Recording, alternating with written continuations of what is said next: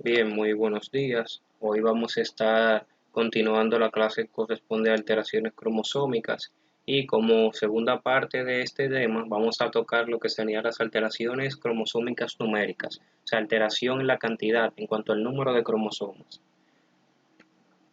Para esto, antes de comenzar directamente con lo que serían las alteraciones, vamos a hablar un poquito del cariotipo. Ya ustedes saben que todo el material genético de una célula o casi todo el material genético de una célula se encuentra dentro del núcleo y dentro de este núcleo se encuentra contenido en lo que nosotros denominamos cromosoma, que es lo que estamos viendo acá. Entonces, tanto las alteraciones pasadas que vimos, que eran las estructurales, como las alteraciones numéricas que vamos a tocar hoy, para usted poder hacer el diagnóstico definitivo de dicha enfermedad, necesita visualizar el cromosoma, porque en cuanto a la estructural, usted necesita saber si, por ejemplo, si es una delección, que le falta una porción a uno de los cromosomas, como por ejemplo acá. Y en el caso de que sea una alteración numérica, por ejemplo, que su paciente tenga un cromosoma de más, vamos a decir en el par número 21, se podría evidenciar la presencia de ese cromosoma extra. Entonces, para eso necesitamos realizar un estudio que es lo que se denomina cariotipo. Cariotipo. El estudio de los cromosomas de forma general se conoce, como citogenética. La citogenética es el estudio de los cromosomas y la patología que se encuentran relacionados con lo mismo, ya sean estructurales, como ya hemos mencionado, y las numéricas que vamos a comentar hoy. Entonces, el cariotipo será la base para el diagnóstico de toda la patología que vamos a hablar hoy. Por eso es sumamente importante que usted tenga pendiente esta parte, porque cada una de las patologías que vamos a ir mencionando, usted tiene que entender de forma, vamos a decir, un poquito profunda el fenotipo de ese paciente, cuáles son las características, manifestaciones físicas que usted puede evidenciar, que en la mayoría de los casos le pueden hacer el diagnóstico, pero también necesita conocer los hallazgos que se ven a nivel del cariotipo en cada uno de esos pacientes. Entonces, entrando ya en materia, las alteraciones cromosómicas numéricas ya ustedes saben que serían sencillamente la adición de un mayor número de cromosomas a lo que sería lo normal. Ya sabemos que la cantidad de cromosomas normales para una célula diploide es 46 cromosomas o 23 pares de cromosomas y siempre ahí ponemos, recuerde lo de la relación en hombre y mujer, XX para la mujer, XY para el hombre. 46XX, 46XY. Entonces, las alteraciones numéricas se van a dividir en dos grandes tipos, que son las poliploidías y las aneuploidías. Las poliploidías, que son estas de acá, simplemente son la adición de otro conjunto haploide de cromosomas. ¿Qué quiere decir eso? Si usted tiene, por ejemplo, lo normal, que son 46 cromosomas, usted añadirle otro conjunto haploide es añadirle 23 cromosomas más. Le añade dos conjuntos haploides, le está añadiendo 46 cromosomas más. Por eso es que dentro de las poliploidías tenemos dos grandes grupos, que son las triploidías. Al paciente se le añade otro conjunto haploide, por lo tanto tiene tres conjuntos haploides. Los dos normales, que son 46 cromosomas y 23 cromosomas más, que hace un total de 69. Esas triploidías se deben mayormente a un fallo durante la meiosis, durante la división en la fase meiótica. Tenemos entonces las tetraploidías, que son la adición de dos conjuntos haploides. O sea, usted tiene una doble célula diploide, o sea que tiene 46 más 46 cromosomas más, que hace un total de 92 cromosomas. Y estas tetraploidías se deben principalmente a un fallo en la división ya del cigoto. Ya se ha producido la fecundación, se une óvulo, se une espermatozoide.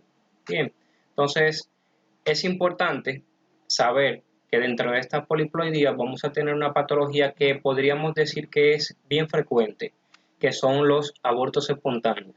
Los abortos espontáneos son la pérdida del embarazo antes de las 12 semanas y en la mayoría de los casos los abortos espontáneos se deben a una poliploidía, ya sea triploidía o tetraploidía, porque ambas son alteraciones incompatibles con la vida. Se han visto casos de un embarazo que se haya desarrollado de forma completa, o sea, a los 9 meses, con una tri o tetraploidía, sí, pero igual sigue siendo incompatible con la vida, o sea que eso cursa con la muerte de ese producto inmediatamente luego o durante el nacimiento. Bien, pero recuerden, la mayoría de los casos se relacionan con aborto espontáneo, pérdida del embarazo antes de las 12 semanas. Y recuerde que el aborto espontáneo es una de las principales causas de sangrado en el primer trimestre de embarazo. Por eso es un detalle que deben tener ahí bien pendiente. ¿Qué sería importante? Dentro de la patogenia de las triploidías, lo más frecuente, es lo que le mencioné en el libro, le dice que es un fallo durante la meiosis, pero que también se puede ver alteraciones durante la fecundación. Usted puede tener un óvulo que es fecundado por dos espermatozoides diferentes. Por lo tanto, ese nuevo cariotipo triploide de 69 cromosomas va a tener 23 cromosomas que vienen del óvulo, o sea, de la madre, y va a tener 46 cromosomas que vienen del padre, 23 de cada uno de los espermatozoides que se unió con el mismo. O sea que ahí sería un fallo durante la fecundación más que a nivel de la misma meiosis. Tener esa parte pendiente. El otro tipo de alteraciones cromosómicas numéricas, que son las que más vamos a abundar, son las aneuploidías. Las aneuploidías igual son adición de cromosomas extra, pero en este caso lo contamos de manera individual. Aquí añadíamos conjuntos haploides de 23 en 23. Aquí añadimos solamente un cromosoma individual. Por ejemplo, vamos a dividir esas aneuploidías en dos grandes grupos, para que vean que las alteraciones aquí no solamente se van en torno a la adición, sino también a la eliminación de cromosomas. Las aneuploidías se deben principalmente a una no disyunción durante la meiosis, o sea, una no separación. Como no se separan, entonces queda un cromosoma extra en alguno de los pares. Vamos a dividir las aneuploidías en dos grandes grupos, trisomías y monosomías. Las trisomías son las que se corresponden con la definición, que es la adición de un solo cromosoma. El paciente normal tiene 46 cromosomas, un paciente con una trisomía va a tener 47, o sea, un cromosoma de más. Siempre dentro de ese cariotipo resumido, vamos a marcar en qué par de cromosomas se encuentra ese nuevo añadido. Por ejemplo, si el paciente tiene un cromosoma de más en el par número 13, pondríamos 47 de 47 cromosomas más 13. La otra variante de las alteraciones aneuploídicas son las monosomías, donde se elimina un cromosoma. Aquí dentro de la monosomía solamente tenemos una patología monosómica compatible con la vida, que es el síndrome de Turner, donde usted va a eliminar uno de los cromosomas X en una paciente, o sea, en una femenina. Sería una paciente femenina 45, una sola X. Tener esa parte pendiente. Entonces, antes de entrar en lleno en las aneuploidías, que es la mayor parte o el mayor contenido de la clase de hoy, vamos a tocar otra patología relacionada con las poliploidías, que es esta de acá. Fíjese aquí, tenemos un ejemplo de los cariotipos. Aquí un cariotipo triploide. Mire cómo cada par de cromosomas tiene 3. 3, 3, 3 en todos. Y aquí tiene 3X. Mire aquí al lado entonces un cariotipo de un paciente con una tetraploidía. Tenemos 4 cromosomas en cada conjunto. Bien. Entonces, la patología que vamos a mencionar es la mola hidatiforme. Las poliploidías son la principal causa de mola hidatiforme. Se ha visto principalmente relacionada con lo que sería la triploidía. La mola hidatiforme, usted debe tener pendiente que se divide en dos. Hay molas hidatiformes parciales y hay molas hidatiformes completas. ¿Qué es una mola? Una mola es una anomalía placentaria que se caracteriza por vamos a decir, por un crecimiento exacerbado o descontrolado de lo que serían las vellosidades coriónicas de la misma placenta.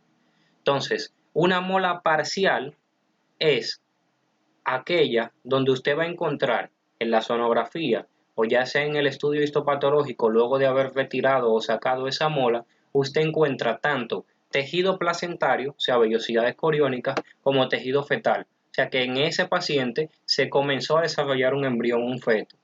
A diferencia de la mola completa, donde usted va a encontrar solamente vellosidades coriónicas, no hay tejido fetal. Entonces, el estudio diagnóstico de la mola hidatiforme es la sonografía. Aquí podemos ver esta de acá, la que tiene la letra A, es una mola hidatiforme completa. Aquí solamente se ven vellosidades coriónicas, no hay tejido fetal. A diferencia de esta de acá, donde sí podemos apreciar tanto vellosidades coriónicas como tejido fetal. Fíjese que la mola completa, como posee muchas manchas negras, se conoce como signo de copo de nieve. Así usted va a diferenciar una muela hidatiforme de otras patologías mediante la sonografía. Esa muela hidatiforme, al igual que el aborto, es una de las principales causas de sangrado en el primer trimestre del embarazo, por lo tanto también es importante tenerlo pendiente durante el abordaje de la paciente embarazada sangrando.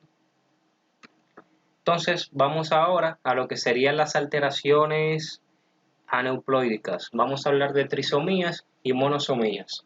La primera alteración aneuploídica que vamos a tocar es el síndrome de Patau.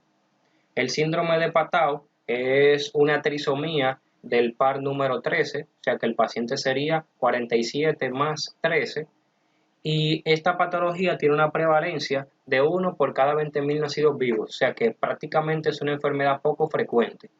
En la mayoría de los casos cursa con la muerte de ese paciente durante el primer mes de vida, o la mayoría de los embarazos con un síndrome de Patau termina en aborto espontáneo mucho antes del nacimiento.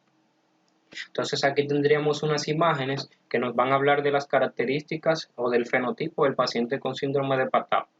Recuerde, sumamente importante dos cosas en las alteraciones aneuploídicas que usted tenga pendiente. El fenotipo del paciente, o sea, cuáles son las características y manifestaciones clínicas que tiene el mismo, y el cariotipo, para usted poder identificarlo. Entonces, fíjese, por ejemplo, ya con este cariotipo, sin necesidad de la manifestación clínica, usted puede hacer su diagnóstico. Vamos analizando par por par y vemos que en el par 13 tenemos un cromosoma de más, 1, 2 y 3. O sea que ese paciente tiene una trisomía del 13 que se conoce como síndrome de Patau. ¿Cuáles son las manifestaciones clínicas que encontramos en el paciente con síndrome de Patau? Bueno, aquí en las imágenes podemos ver la mayoría. Fíjese que a nivel craneal, a nivel de la cara, el paciente va a tener paladar hendido y un labio leporino. Esa fisura que se ve ahí a nivel del paladar y del labio superior. Vamos a tener microcefalia, cabeza pequeña. Vamos a tener anormalidades grotescas faciales, como estas de acá. Una de las más evidentes es la cicloplejía, que lo vemos en esta imagen. Aquí volvemos a ver el labio leporino, paladar hendido. El paciente también suele acompañarse de otras alteraciones a nivel craneal, como lo son la displasia o hipoplasia del pabellón auricular, o sea, malformaciones del oído, del pabellón auricular, cabeza pequeña, como ya habíamos mencionado. Otros hallazgos en el paciente con síndrome de Patau suelen ser la polidactilia, o sea que va a tener dedos extra. En este caso podemos ver el paciente con 6 dedos en su mano izquierda. Aparte de la polidactilia, o sea, los dedos extra, podemos encontrar dedos superpuestos, uno encima del otro, como se ve aquí. Otras alteraciones, pero ahora internas, que podríamos encontrar en el paciente con síndrome de Patau son alteraciones a nivel cardíaco. Alteraciones cardíacas que casi siempre son las que conllevan a la muerte de ese paciente en el primer mes de vida postnatal, en el caso, recuerde, de que ese logre completar el embarazo, porque en la mayoría de los casos, como habíamos mencionado aquí, se acompaña de un aborto espontáneo mucho antes del nacimiento. Bien, por todas las alteraciones que hemos mencionado y más a partir de la microcefalia, es evidente que el paciente con síndrome de Patau se suele acompañar de un retraso mental severo. Además de retraso mental severo, las alteraciones congénitas cardíacas serían lo que llevarían a ese paciente a la muerte. Fíjese que también podemos encontrar alteraciones en el aparato genitourinario, como lo serían el no descenso de uno o ambos testículos, lo que se denomina criptorquidio. Aquí el cariotipo para hacer el diagnóstico. La siguiente alteración corresponde al síndrome de Edwards. El síndrome de Edwards es la trisomía del par 18, o sea, 47 más 18. Tiene una prevalencia de 1 por cada 5.000 nacidos vivos, o sea que aquí vemos una patología que es mucho más frecuente, pero al igual que en el síndrome de Patau, es casi siempre incompatible con la vida. En la mayoría de los casos termina en un aborto espontáneo antes del nacimiento, y en el caso de que llegue al nacimiento mueren aproximadamente en el segundo mes de vida. ¿Cuáles son las alteraciones que podemos encontrar en un paciente con síndrome de Edwards? Bueno, a nivel craneal vamos a encontrar una facie pequeña, o sea, una cara pequeña, y vamos a encontrar un occipucio prominente, o sea, alteraciones del cráneo, como lo sería la dolicocefalia. Vamos a tener por igual microcefalia Y todo esto de la mano de un retraso mental que va a ser menos severo que en el síndrome de Patau, o sea que sería un retraso mental moderado a severo. Vamos a tener hipertonía, que es aumento del tono muscular, igual alteraciones cardíacas congénitas. De forma frecuente vamos a tener comunicación interventricular y el ductus arterioso persistente o permeable. Otras alteraciones que podemos encontrar internas, o sea, hacia los órganos, son una arteria umbilical única. Vamos a encontrar un riñón en herradura, que recuerde sería ese riñón que están unidos a través de su polo inferior, como si fuera una sola estructura, y por lo tanto durante el ascenso se quedarían debajo de la arteria mesentérica inferior. Vamos a tener hipoplasia de los labios mayores en el caso de las niñas. A nivel fenotípico, o sea externo, es característico del paciente la posición de los dedos del 1 y 4 sobre los dedos 2 y 5 a nivel de la mano. Y a nivel de los miembros inferiores encontraremos pie en mecedora, mejor conocido como pie equinovado. A nivel de la cara, y lo podemos ver en esta paciente de acá, al igual que en el síndrome de Patau, podemos encontrar labio leporino y paladar hendido, y una mandíbula pequeña. Aquí se ve mejor en esta imagen, lo que se denomina micronáctil. Labio superior delgado, una nariz corta, y entonces el puente que se encuentra entre la nariz y el labio superior, que sería el surco nasolabial, aquí lo vemos liso en este paciente. Vamos a tener pliegue epicántico, que se ve en otra alteración numérica que vamos a mencionar adelante, la cabeza pequeña que ya mencionamos, y un perfil medio facial plano. Aquí tenemos el cariotipo de un paciente con síndrome de Edwards. Vemos cómo tenemos 3 cromosomas a nivel de lo que sería el par número 18. Esta paciente femenina, XX. Síndrome de Down. El síndrome de Down tiene una prevalencia de 1 por cada 2.000 nacidos vivos. El síndrome de Down es la alteración numérica, o sea, la trisomía compatible con la vida más frecuente. Tener esa parte pendiente. No es la trisomía más frecuente, porque la mayoría de las trisomías terminan en abortos espontáneos, pero si hablamos de trisomías que sean compatibles con la vida, el síndrome de Down es la más frecuente. ¿Qué se debe tener pendiente aquí en relación a la prevalencia con el síndrome de Down? Importante, y es que la probabilidad de padecer de síndrome de Down o de tener un embarazo con síndrome de Down aumenta con la edad materna. O sea que prevalencia de Down y edad materna son directamente proporcionales. Tener pendiente que, por ejemplo, si la prevalencia normal es de 1 por cada 2.000 nacidos vivos en la paciente que son menores de 35 años, ya en la paciente mayores de 35 años esa incidencia aumenta a 1 por cada 300 nacidos vivos. Y si nos vamos un poquito más allá, en la paciente que son mayores de 40 años, la incidencia es de 1 por cada 100 nacidos vivos, o sea que es muy frecuente. Aquí tenemos las principales características del síndrome de Down y tenemos por aquí debajo el cariotipo. Fíjese aquí donde tenemos 3 cromosomas a nivel del par 21. Bien, antes de comenzar a hablar de las características del síndrome de Down, tener pendiente algo que habíamos mencionado en la clase anterior de alteraciones estructurales, y es que el síndrome de Down, aunque es una alteración numérica, o sea, lo que está afectado aquí es la cantidad de cromosomas, puede verse o puede ser secundario a una alteración estructural, como lo es la translocación. Recuerde que dijimos que había un tipo de translocación específica que se denominaban translocaciones robertsonianas, donde había un intercambio de segmentos de cromosomas que sean específicamente de tipo acrocéntricos, como lo es el cromosoma 21. Entonces, pacientes que cargan consigo una translocación robertsoniana aumenta la probabilidad de que su descendencia curse con un síndrome de Down. Entonces, ¿qué características fenotípicas encontramos en un paciente con síndrome de Down? Lo primero es que también vamos a encontrar el retraso mental, aunque no severo, como en el caso del síndrome de Edwards o de Patau. Y de hecho, tener pendiente un dato que es que el síndrome de Down es la principal causa de retraso mental a nivel mundial. Sería un retraso mental moderado. El paciente también tiene microcefalia, vamos a tener microoftalmia, o sea, ojos pequeños, un occipucio plano, que en conjunto todas esas características con un perfil facial plano son lo que dan el fenotipo característico del paciente con síndrome de Down, que cuando usted ve la faz de ese paciente, usted inmediatamente piensa en síndrome de Down.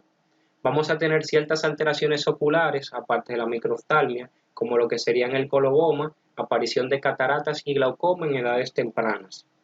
Vamos a tener pliegue epicántico, como ya mencionamos, y una lengua grande protruida. No protección, sino protrusión de la lengua, salida de la cavidad oral. Aparte de eso, a nivel de las manos, de la palma, vamos a encontrar un único pliegue, lo que se denomina pliegue simiesco. A nivel de los miembros inferiores de los pies, vamos a encontrar una brecha o separación entre el primer y segundo dedo. Aparte de esas alteraciones, también vamos a encontrar un aumento en cuanto a los pliegues a nivel de la región nucal, de los pliegues cutáneos en la región nucal. Es importante tener pendiente en el síndrome de Down que hay muchas alteraciones o hay patologías que no necesariamente son exclusivas del síndrome de Down, pero se han visto que padecer de síndrome de Down aumenta no solamente las probabilidades de padecer de esa otra afectación, sino también en edades más tempranas. Por ejemplo, se ha descrito la aparición de enfermedad de Alzheimer y la aparición también de anemia, perdón, la aparición también de leucemia, que es más frecuente en el paciente con síndrome de Down y en edades más tempranas de lo que sería un paciente normal, tanto el Alzheimer como la leucemia. Aquí tenemos el cariotipo de este paciente. Vamos al par número 21 y aquí contamos 3 cromosomas. Este sería una niña, XX. El síndrome de Klinefelter es también una trisomía, pero en este caso se diferencia de las otras 3 patologías que ya comentamos, porque aquellas eran trisomías de los autosomas. El síndrome de Klinefelter, es una trisomía de los cromosomas sexuales. Vamos a tener un paciente con un cariotipo 47 cromosomas XXY. O sea que este paciente tiene 2 X y una Y. Como tiene tanto X y Y, el paciente es un varón. O sea, sería siempre una alteración de pacientes masculinos, del sexo masculino. El síndrome de Klinefelter es exclusivo de niños.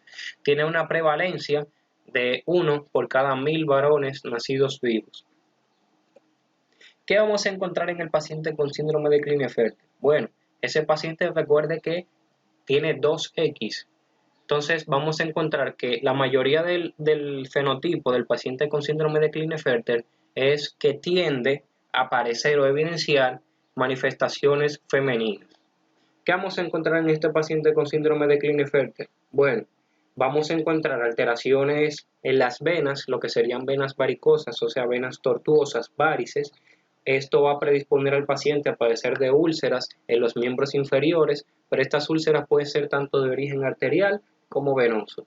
Vamos a encontrar una distribución del vello púbico triangular, o sea que tiene un aspecto femenino, aparte de que en ese paciente también podemos encontrar ginecomastia y una distribución general del tejido adiposo, o sea de la grasa, de forma femenina. Por eso se dice que el paciente con síndrome de Klinefelter tiene un hábitus eunecoide, o sea, la apariencia del mismo asemeja como si fuera una mujer o algo intersexo. Parece tanto un hombre como una mujer por las características que tiene hacia ambos lados. Vamos a encontrar que es un paciente generalmente de talla alta, o sea, alto, y con manos y piernas, o sea, miembros superiores e inferiores también de largo tamaño. Vamos a encontrar que el paciente tiene alteraciones a nivel del aparato genital, como son la hipoplasia genital, o sea, testículos y pene de tamaño menor a la media. Vamos a encontrar alteraciones a nivel del parénquima testicular, lo que sería una atrofia o una fibrosis de los túbulos seminíferos. ¿Cuál sería la importancia de tener ese dato pendiente? Que a nivel de los túbulos seminíferos en el testículo es donde se produce tanto la testosterona como los espermatozoides. Entonces, si usted tiene una fibrosis de los túbulos seminíferos, eso quiere decir que el paciente va a cursar con una esterilidad, o sea, es incapaz de la concepción, de tener hijos. Además de que va a tener una disminución de los niveles circulantes de testosterona, que eso aumenta más el fenotipo femenino. Como hay una disminución de los niveles de testosterona, entonces eso produce un aumento de las gonadotropinas que están tratando de compensar el déficit de la misma. Entonces se acompaña también de forma general de un IQ ligeramente disminuido, o sea que el paciente tiene no tendría un retraso mental ni moderado ni severo como los casos anteriores, pero está siempre un poquito por debajo de la media, lo que le lleva a un comportamiento antisocial y a dificultades en el aprendizaje. Eso a nivel del niño, o sea, en la primera infancia, se detecta porque el paciente tiene dificultades para el aprendizaje y dificultades para el habla. Aquí tenemos al paciente con Klinefelter, XX y una Y, una trisomía sexual. Por último, vamos a hablar de lo que es el síndrome de Turner. Recuerde, el síndrome de Turner no es una trisomía, sino una monosomía, y de hecho es la única monosomía compatible con la vida. Tiene una prevalencia de 1 en cada 2.000 nacidos vivos, pero igual que los otros que hemos mencionado, la mayoría termina en un aborto espontáneo antes del nacimiento. ¿Qué es lo que pasa en el paciente con síndrome de Turner? Usted tiene la ausencia de uno de los cromosomas X, por eso el cariotipo de esa paciente sería 45 cromosomas X, una X. O sea que como tiene una sola X, serán siempre pacientes femeninas, o sea, es una patología exclusiva del sexo femenino, así como el Klinefelter es exclusivo de los varones. ¿Cuál es el fenotipo de la paciente con síndrome de Turner? Vamos a tener una paciente de talla baja, o sea, siempre de estatura baja. Vamos a tener algunos hallazgos característicos como son rasgos faciales típicos, implantación baja del cabello a nivel de la región nucal, un tórax ancho o tórax en tonel. Vamos a tener las areolas, o sea, los pezones separados uno del otro. Vamos a tener metacarpianos cortos, o sea, los huesos de los dedos y uñas displásicas. De forma general, en toda la superficie del cuerpo pueden aparecer lunares o nevus pigmentados.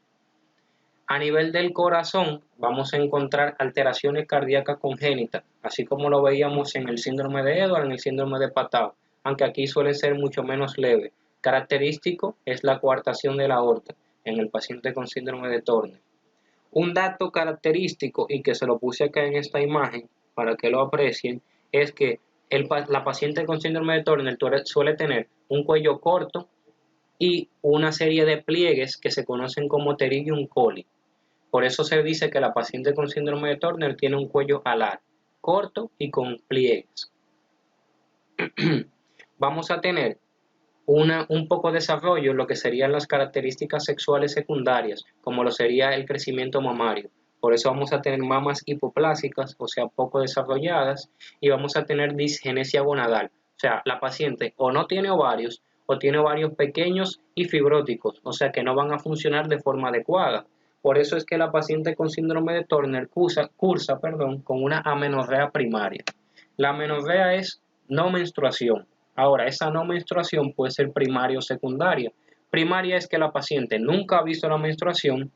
Secundaria sería que la paciente ya ha cursado con menstruación, pero luego de un tiempo entonces cesa de verla. Por ejemplo, una de las principales causas de amenorrea secundaria, el embarazo.